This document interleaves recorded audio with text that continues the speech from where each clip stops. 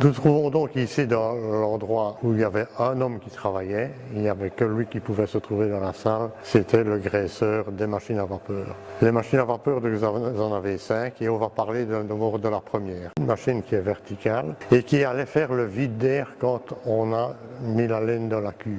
Elle vidait l'air, mais elle vidait aussi le gaz carbonique quand on avait terminé le lavage et c'est elle qui s'occupait de ce travail. C'est une machine qui tournait à 125 tours minute. Elle devait quand même faire un beau bruit, plus que maintenant avec son petit moteur électrique. Il n'y a pas comme sur les machines à vapeur qu'on voit bien souvent dans les usines, une grande courroie qui faisait tourner des machines. En effet, c'est un compresseur ici avec tout sur le même ensemble. Au-dessus, vous avez les 2 pistons vapeur. Au milieu, les 2 pistons du vide d'air.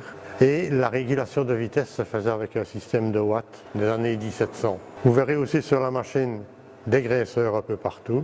Ces graisseurs sont là parce qu'on n'avait pas encore inventé le roulement en bille. Ce sera seulement en 1907 qu'il sera inventé en Suède.